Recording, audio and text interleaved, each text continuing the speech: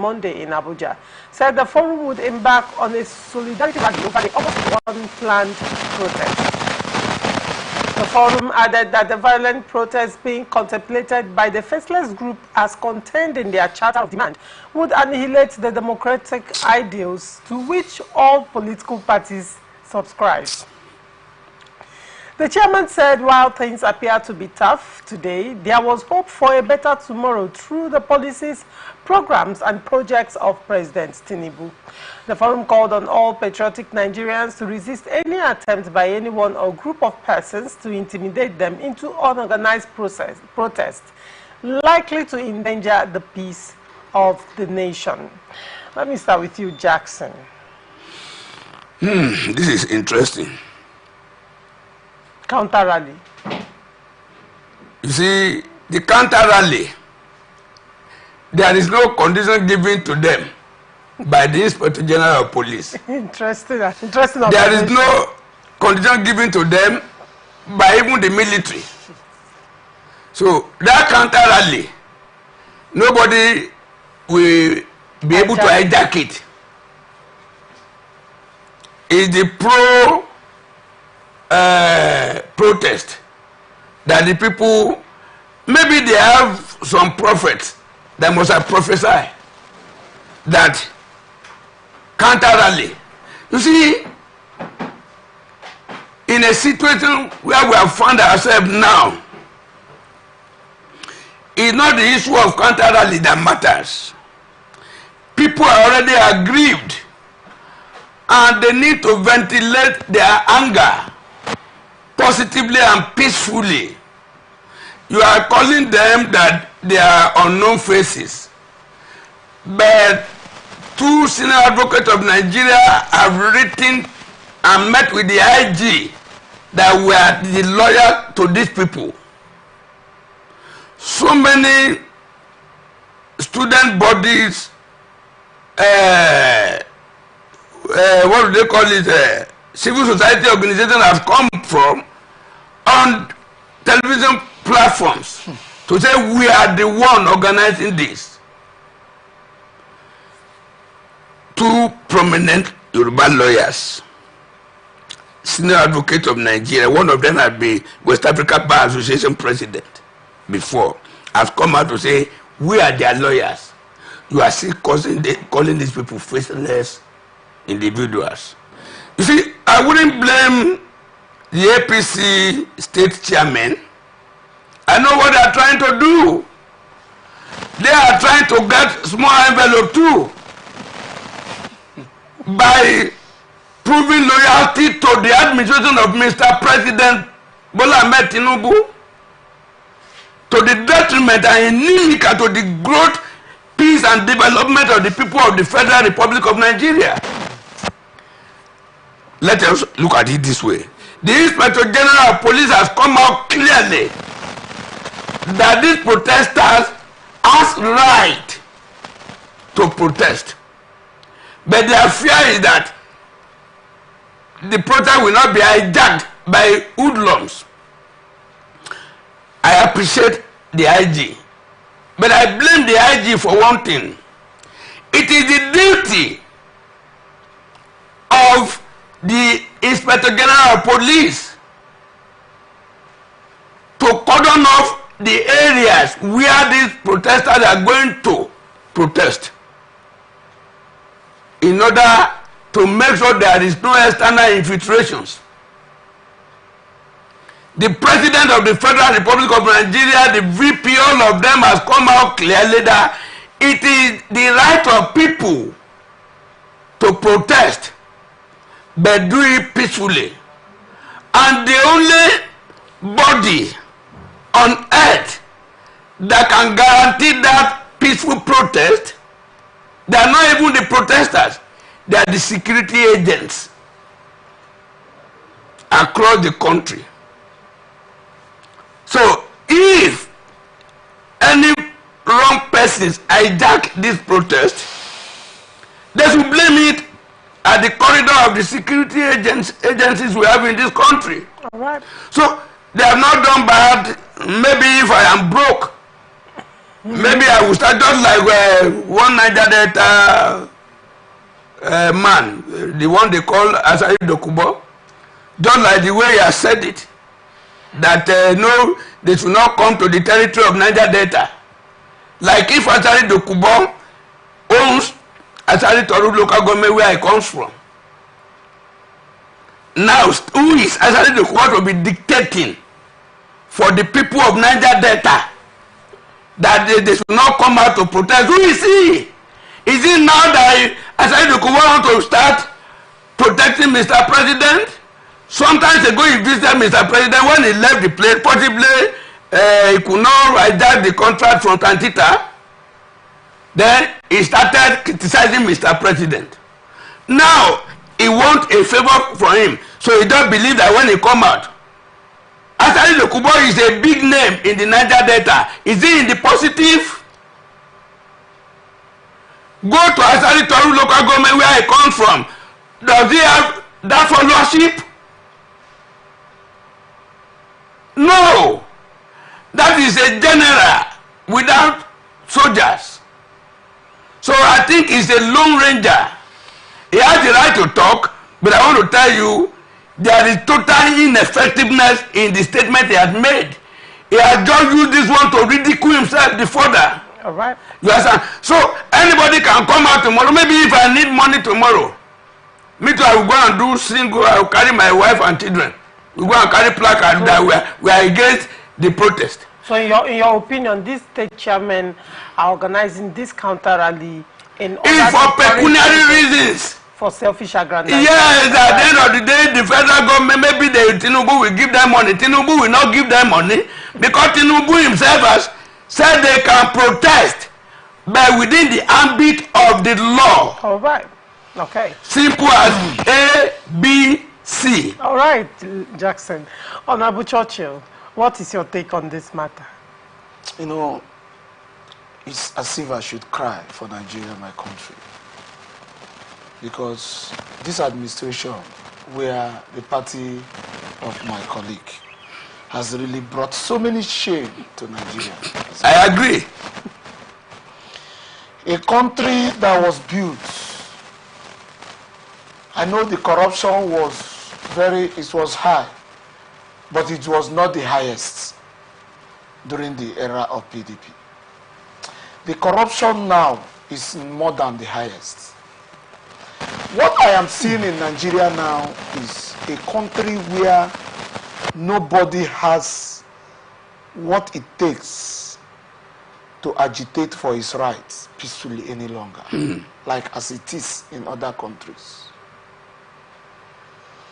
A country that we heard about subsidy, and everybody said we are going to endure subsidy. Let's chairman that they are happy.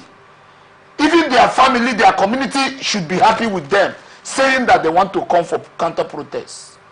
I'm not saying they should protest, but what I'm saying is that this country has gotten to the brain. We should look at what it takes to survive a day, a family. If you are a man and you have 5 children, maybe you are working where they are paying you less than 200,000 naira. How will you be able to feed your children, talk of paying their school fees? The people are not even looking at the economic situation of the country. Honestly. My brother, buying fuel as it stands now, not only hunger. Not only hunger. Some people cannot even service their car for 1 year. Yes. Buying fuel is like you are buying your generation. And people are just trying to look at the whole situation Nigerians are facing, and you as a citizen of Nigeria coming to say you want to come for counter protest. Tomorrow it will look as if it drop, it will increase again. What is happening? Are you talking about food stocks? A basin of garri that the people used to buy 1,000 something, 2,000. Now a basin of garri is 20 something thousand. Why? Because even if you sell the basin of garri 23,000-24,000 naira in the market, you can't even use it to buy things you use to cook 2 pots of soup. And you think everybody, me as a citizen of Nigeria, should be happy? When I know too well, my children, I have only 3 children, they cannot, even going back to school now, I'm crying. How will I pay their school fees? Feeling is very high. And somebody comes out and say, you want to talk about project. What are we talking about project? Are we talking about project or are we talking about the betterment of our... We just want to send you money from abroad. We will just go and send you $10. And you calculate how much it is. $10. The people of our country, Nigerians, we should look at our citizens that are now looking at the way to take the powers in their hands. Instead of them to advise the president, they are all surrounding the president as a crisis people. Looking at the problems. Yes! What they are doing is how to surround the man, give up the man, and kill the country. Tomorrow they will say it's President Bola Tinubu that killed the country. But all of them, they are cohorts. I don't blame the only man. I can't blame only him. I blame both the Senate president, the vice president, all the ministers, everybody. I blame all of them. I blame the governors. The 5 billion naira palliative that have been given to governors. I mean, are people asking the right questions? Let's look at this critically. Are people asking the right questions? These agitations right now, is it properly aimed? Because right now, everybody is focusing on the federal government. Granted, the policies of the federal government surely has trickled down to even the local government, and it has affected the economy at large. But however, the senators, they get as much as 500 million in constituency projects. If this money is actually trickled down to the masses, to a large extent, it will help. The House of Rep members, they get allowances for constituency projects to the tune of hundreds of millions. What are they doing with that money? Do we even talk about the state governors? State governors. That's even, because after that we look at the state governors. Let's just even talk about the one that was definite, the 5 billion naira that was given to each of the state governors across the 30 states. What have they done with that money? Like, can we start questioning our leaders? Because when everybody is pointing a finger to the president. Is Bola Ahmed Tinubu, President Bola Ahmed Tinubu, President Bola Ahmed Tinubu. Every other person, public office holders who have access to the wealth, collective wealth of the people, are hiding under the umbrella of one man, President Bola Tinubu. But nobody, people are not asking questions as well. Well, granted, you agree that right now the president has come out to quickly assent to some laws. The National Assembly, they are quickly amending certain things and coming up with certain things to some extent, assuage people and quell the anger and probably stop the crisis from happening. The real question is, what are the state governors doing to even ensure that in their own states, that at least the people are getting relief? What are these senators and House of Assembly members doing? What are the House of Rep members doing to ensure, even the state houses of assembly, are they doing? Why are people not asking the right questions? Mr. Leko, very quickly, and then I'll have your say before we move on to the next story. You see, I've said it several times on several platforms. Mr. President is a single person in the presidency of the Federal Republic of Nigeria. In the presidency of the Federal Republic of Nigeria, you have ministers, you have special advisors, you have senior special advisors, you have junior advisors, and bureaucratic system. You have the civil servants in the presidency. This is a man that is a clean water surrounded by an island, surrounded by dirty and muddy waters. There's a Yoruba proverb. They said, in the bag, in the box of a woman, if you have only one new cloth, that the other ones are rags. In no time, that new one will turn to become a rag too. That is what Mr. President is experiencing today in this country. And I know the next topic is where Babachi Lawal advised Mr. President to rejig his cabinet. You understand? So, but before that, I think the only solution I have, the only suggestion I have for Mr. President is to rejig his cabinet. There are some contractors that are friendly to him. Of course, we'll still get to that stage. Yes. So, but honestly, my friend there, my brother said it. All the blames goes to the president. Okay. They said, Mr. President said 20,000 trailers of rice to each of the state of the federation. When that thing get to the governor, who are the people that are going to get it? Is it me? The governor, no matter how clean he is, the first lady will lay claim to some. The deputy governor will get some. The speaker will get some. The secretary to the state government will get some. You understand? So at the end of the day, it won't get to the grassroots. The president is introducing a non-gazetted policy now. The bag of rice will be sold now for 40,000 naira.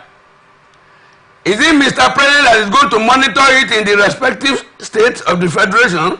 No. Is either through the senators or through the minister from that state, and it won't get far the sweat. But the feather will not allow people to see that fowl is sweating. Mr. President is trying. All right. But the people around him, they are not allowing people to appreciate him. Okay. All right. Okay. Honorable Churchill. Let me just make it very clear. Yep. You know, I said it severally that the president is not the only problem of Nigeria. Not the only problem. Not the only problem. So he's part of the problem. Yes, he knows that he's part of the problem. All The right. problem of Nigeria is Nigerians. The people surrounding the president, I will also call them Odina crisis, just like I call the people surrounding the governor of Rivers State. And I will make it very clear that the solution to the problem of Nigeria is for the president to take a stand himself and understand that it's not how his family is feeding, but how the poorest man in Nigeria is feeding. How a man that doesn't have work in Nigeria is feeding. Wow. How people that has graduated and instead of now they want to go and be for them. Instead of them to start thinking that people should bring their CVs. They are looking at people that graduated from 2021 should bring their CV. They are looking at age. Why people that graduated since 2010 has not gotten job? The problem of Nigeria is compounded. And the only solution to the problem of Nigeria is for the, just like you have said, just for the grassroots to understand that we have to expand our tentacles to what will help Nigeria, and for also the presidency to help reduce. Let them build our refinery first. Right. It is not good that Nigeria, we are no more paying subsidy and our refineries are. There is no amount of money you can give to governors that can help solve this problem of Nigeria. All right. The only way to solve the problem of Nigeria is putting the right things done. Build the refineries of Nigeria. Open the borders of Nigeria. And bring in foreign investors. Our foreign investors are going.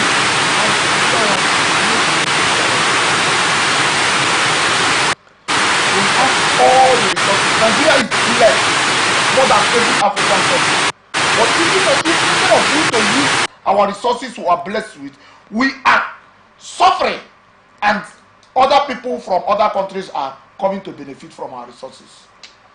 They should introduce industrialization in Nigeria. All right. It is a problem to everybody. All the citizens of Nigeria is crying. You cannot even see a young man in Nigeria now. Some persons are getting up to 50 years and they don't want to get married because of what they are afraid of having children. And it's a problem. I mean, the problem of Nigeria is compounded. All right. Sincerely, they should think of how to solve this problem. Because even this protest is not the solution. No. It's not the solution. Counter-protest is the worst. Because it's going to ignite more problems. They should even go and sleep.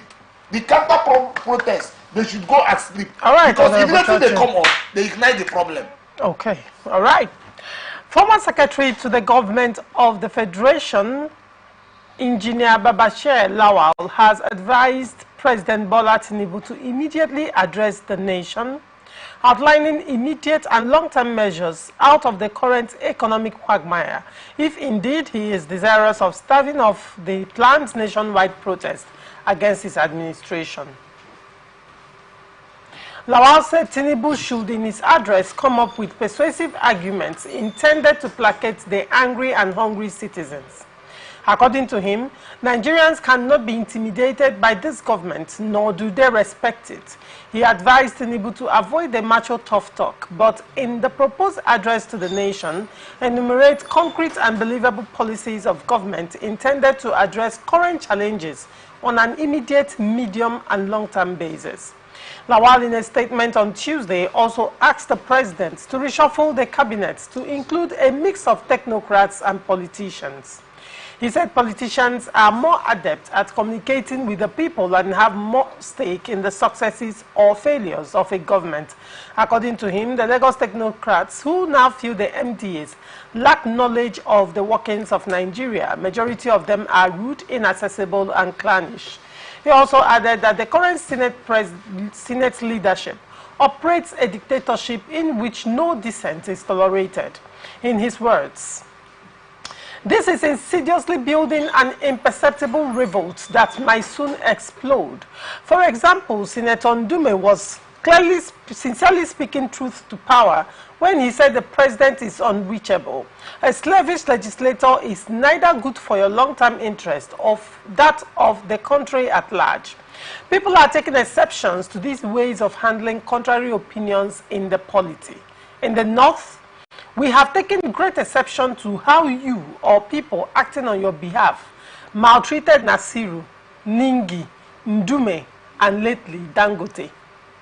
Your very close associates are also busy meddling in the affairs of senior traditional institutions in the Northwest, which we believe has the intended purpose of dismembering northern political and social harmony and hegemony. In the Southeast, your fixation on P2B and the unfair treatment of Igbo businesses in Lagos is unsettling. There is also no denying the fact that political crisis in Rivers State would have long been settled had the president shown an inclination to resolve them.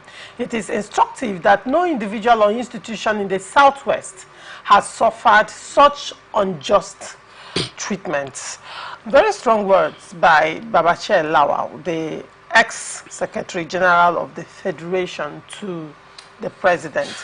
Jackson Lekojo, some of the things he said here, you mentioned as your concerns early enough when you talked about Senator Alindume and the political consequences it will have on the president for in his re-election bid in 2027, with respect to the fact that the constituents and the state where Alindume comes from will definitely vote against the APC in the upcoming presidential elections. Now, Babashir Lawal has even drawn more, made it broader when he talked about Dangote's issue and also talked about Nasiru's issue. And now, that's on the north. Now, he also came to the south. The president, according to him, the president is fixated on P2B and the unrest in Southeast, particularly the maltreatment of the Southeasterners who are doing business in Lagos. You trust them by giving them offices to operate.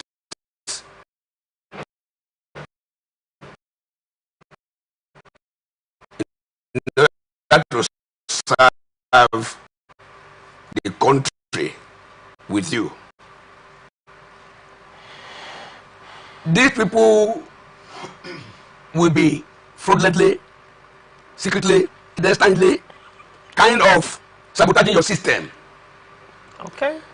And when they sabotage the system, nobody is going to call any minister. If it is good today, it is Tinubu. If it is bad today, it's bad already. If it's worse today, they call Tinubu. At the end of the day, there is no way they will call Tinubu that they will not call the Yorubas. These people working with Bola Ahmed Tinubu as the president, a lot of people have said it several times in the past that he legalized the government. Close friends, personal relationship, business associate and others. But at a particular time, he looked at the 7 of them that they were taking the government personal issue with him. One day, inside the cabinet, he sacked 7 of his friends. And they asked him question. He said, our personal relationship remains, but I disengage the official relationship for the best of America.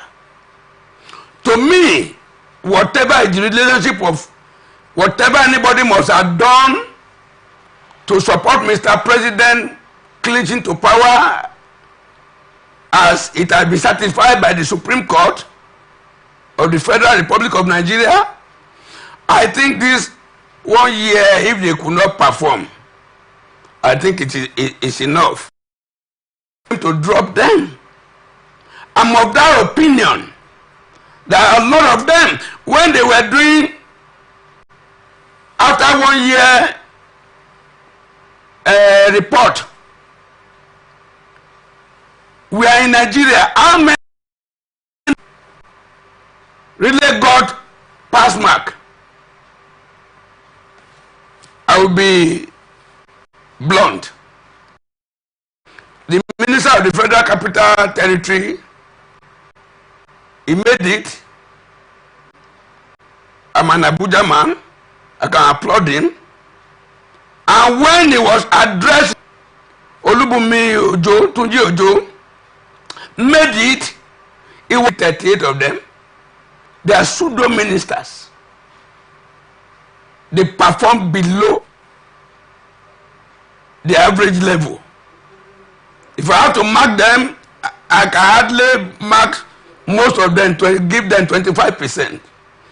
Why are these people? These are the people causing the problem in this country. Refinery, they have been promising us after billions. They have gotten to their retirement age, they retired and they pay themselves gratuity, whereas they still continue as the top executive of NNPCL. How do you, Mr. President, why will you keep encouraging failures? All right. At the detriment of your political image? Yeah. All right, Leko. Honorable Mr. President, sack all the sackables. All right. All right. Now, Let me just make my own point clear. You know, Leko has said what I see as right, but in the other way around, it's not all about the persons that contributed in making you be where you are. That brings you down. The only thing I see the people surrounding Mr. President is that they are interested in presidency. Most of them are interested in presidency. So they are only clapping for Mr. President to fail so they can have opportunity to contest. Okay. If Mr. President will be live on ATM now, he will hear my voice and know that what I am telling him is the truth. The truth is that the persons surrounding Mr. President, they are interested in the presidency. And they want Mr. President to fail so they can contest. Because reshuffling is bringing this person in and taking this person to this place, just resolving them in the cabinet. The only solution to Nigerian problem first is Mr. President to correct the mistake he made from the first day. Increment of salaries, he should, in his cabinet, he should reduce it. What was the mistake he made on his Yes, cabinet? immediately he entered, he increased the salaries of the senators and everybody, and increased the allowances. He should cut it down. That is first. Now, he should look at giving responsibilities to the reason why the former governor of Rivers State had the results, recorded some of the results he recorded in Rivers State. It was that he was very strong going out there to check at some projects that he initiated and gave out to contractors. If not, they will play on him. Mr. President should look at the economic situation of Nigeria. If the persons in that office cannot handle it very well, Oji Ikonjala was invited as a citizen of Nigeria that was outside by Goodluck Jonathan, is that not, to come and change the situation of Nigeria economy? And she came and did very well. So what I am looking at is Mr. President should look at the persons that can handle our economic situation, Right. and bring expatriates into our economic situation.